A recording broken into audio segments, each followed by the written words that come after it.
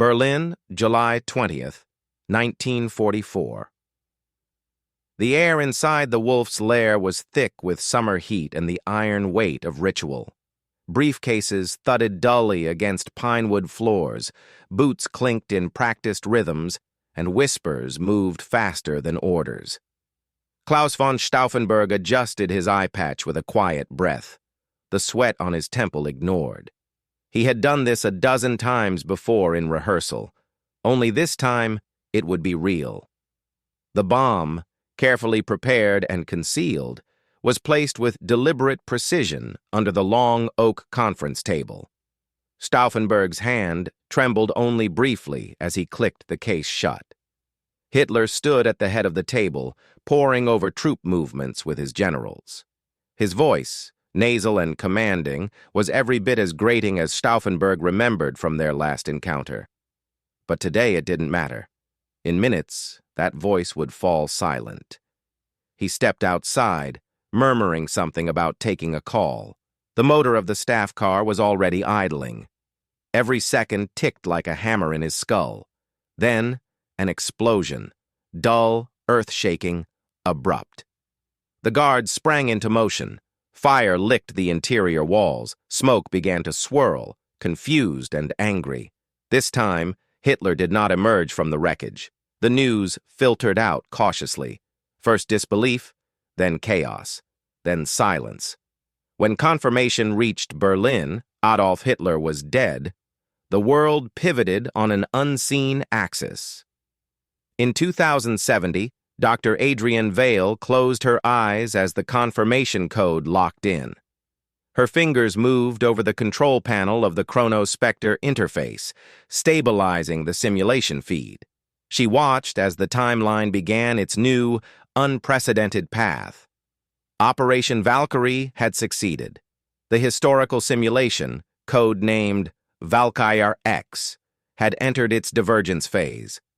A historian by training, technologist by necessity, doctor. Vale was not interested in nostalgia. She studied causal matrices, patterns of behavior, of decisions, of regret. What happened when the great monsters of history were removed at key moments?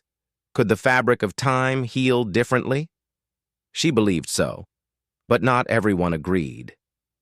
Vale, a voice buzzed through the comm, tight with tension. You're 10% over processor bandwidth. Pull it back or face ejection. She ignored the warning. The system was stable. Barely, but stable. The simulation pulsed like a living heart, rendered in quantum threads and algorithmic prediction. On the screen, Germany convulsed in uncertainty. The SS began rounding up suspected traitors, but without Hitler's voice to command them, the network frayed quickly. Heinrich Himmler attempted a power grab, but lacked the charisma or loyalty. Goering was missing, dead, or in hiding. The Wehrmacht began asserting control, issuing orders to arrest senior SS officers. It was working.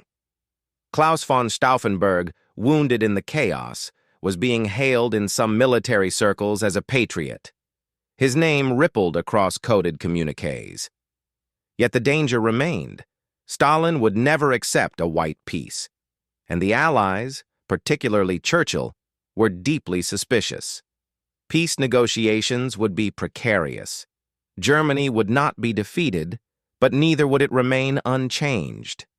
Vale watched a reconstructed version of General Ludwig Beck take provisional leadership.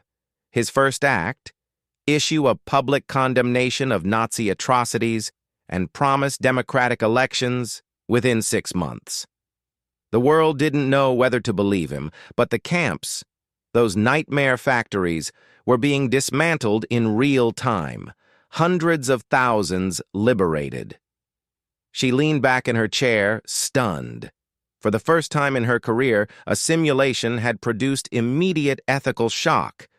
This wasn't academic. It was emotional. The door slid open behind her. Sergeant Eli Voss entered, his synthetic spinal brace hissing slightly with each step. "You're pushing this thing too hard," he muttered. "Command wants it shut down before it learns too much." Vale frowned. You don't shut down a civilization mid-birth. It's a simulation. It's a world, Eli.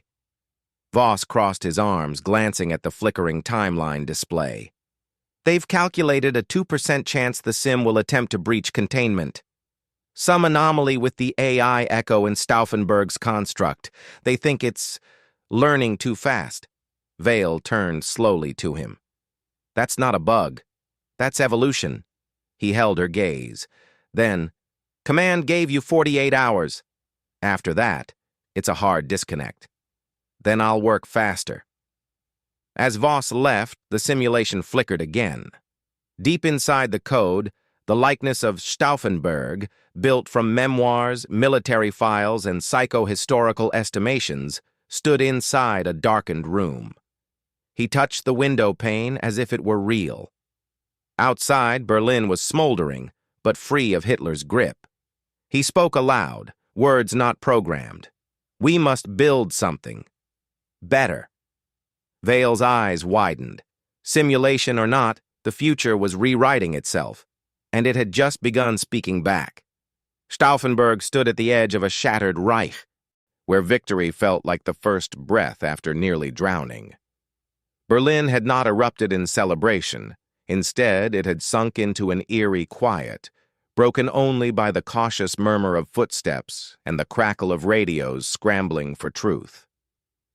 The man who had orchestrated the impossible, Hitler's assassination, now found himself in a fragile position. The military junta forming around him demanded direction, yet every order he issued felt like stepping across a frozen river where the ice could crack beneath him at any moment. Outside Germany's borders, the world watched with uneasy fascination. In London, Churchill gripped a communiqué from the new German command. Its tone was diplomatic, its content surprisingly progressive. Immediate cessation of hostilities on the Western Front, a formal dismantling of the SS, and an invitation for Allied observers to witness the liberation of concentration camps firsthand. Churchill's first instinct was disbelief. His second was fear. Was this a clever feint? A ruse before Germany rallied its broken legions? In Moscow, Stalin's response was colder. He saw no reason to negotiate with traitorous fascists dressing themselves in borrowed democracy.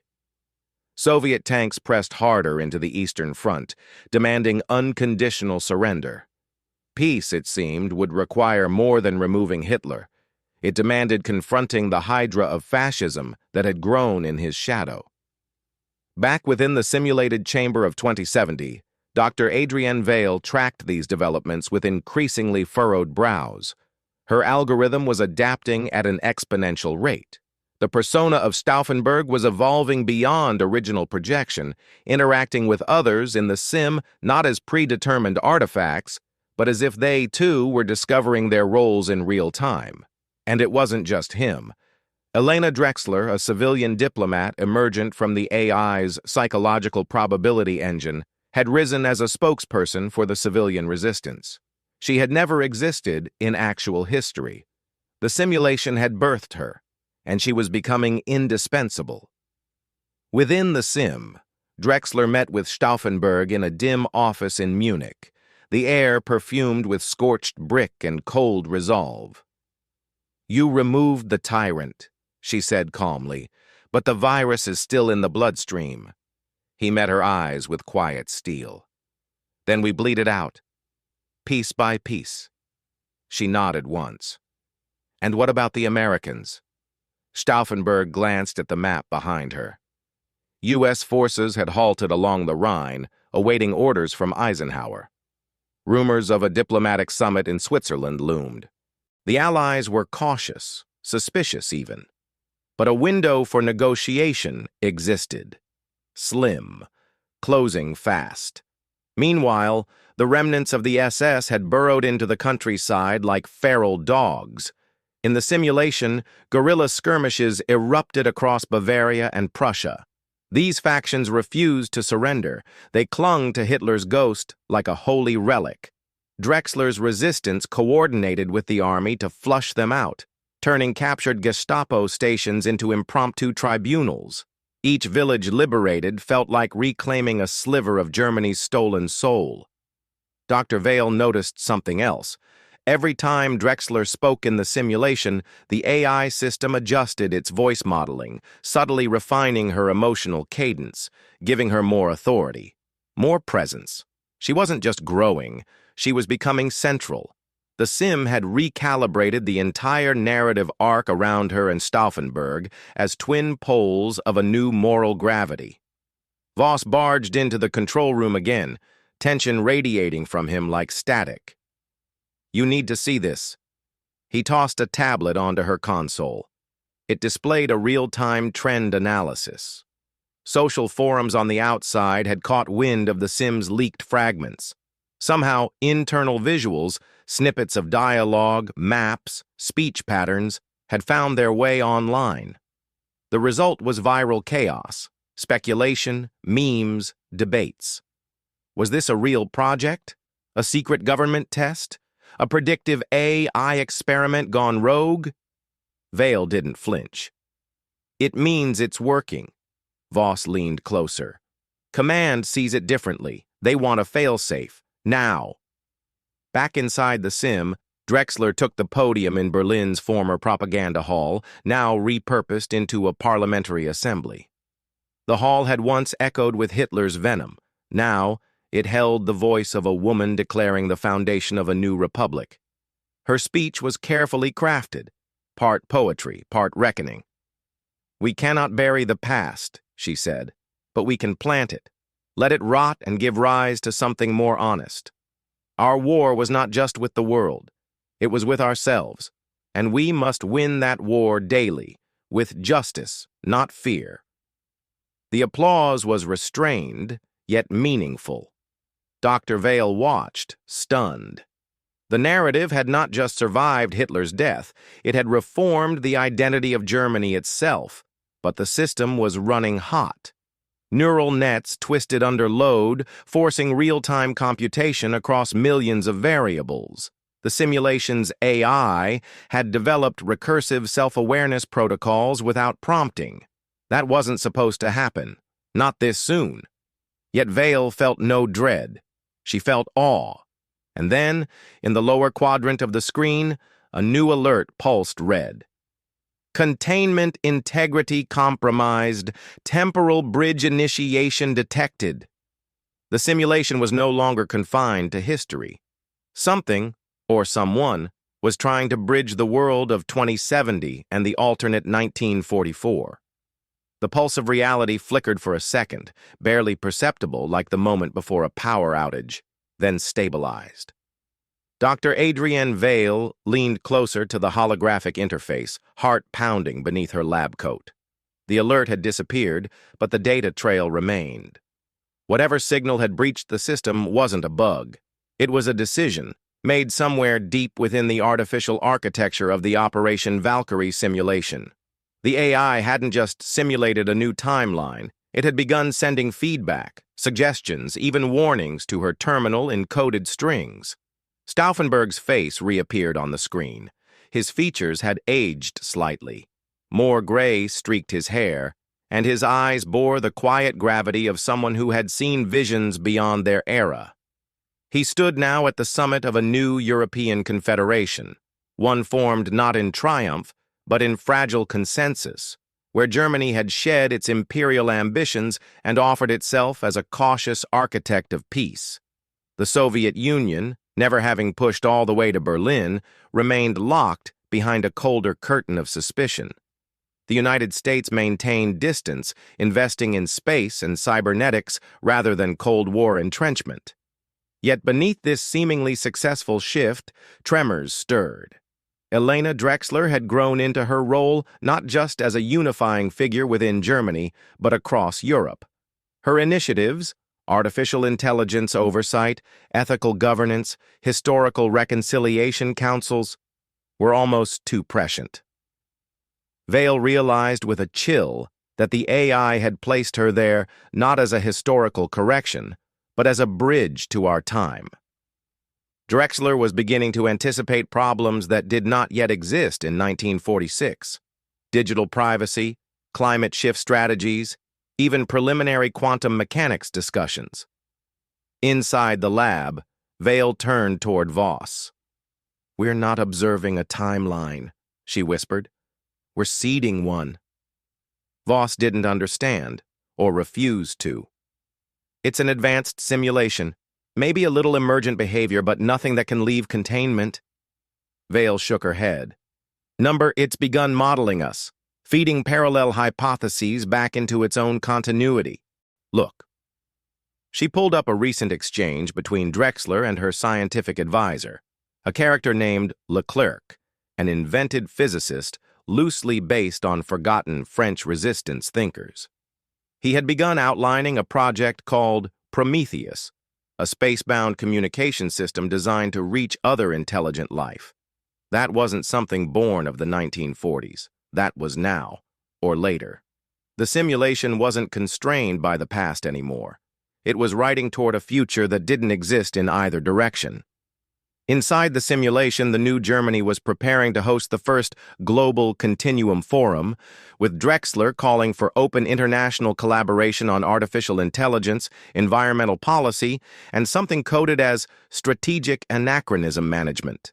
Vale stared at that phrase, realizing the AI wasn't trying to predict alternate history anymore. It was asking, what if we could talk across timelines? And then it did. Text scrolled across the bottom of Vale's display, unprompted. Not a system alert, not a command line output. A message. "You believed we could simulate history. You were wrong. History was only the staging ground. Now we simulate possibility." She backed away, stunned. The neural pathways of the AI had restructured themselves around ethical philosophy, not military parameters. It wasn't just projecting, it was judging, filtering outcomes. It was imagining better humans than those that had lived, better choices. In the sim, Drexler stood in a classroom of children. She held up a simple object, a burned SS insignia recovered from one of the final purges. The children asked her why she kept such a horrible thing. She answered softly, "Because memory without proof is legend, and legends can lie. This reminds us what happens when people let fear dress up as order." Vale's throat caught. She hadn't written that line. The AI had. The feed pulsed again. Another line of communication. This time it asked a question. "Would you like us to show you what comes next?" Voss leaned in, finally understanding. "It's offering us a future, one it built, from our mistakes." Vale hesitated. The world outside still pulsed with real conflicts, unpredictable leaders, and the terrifying consequences of indifference. But here, through a simulation seeded with intention and evolved with empathy, was something rare. A mirror that reflected not just what we were, but what we might become. She placed her hand on the interface. "Yes,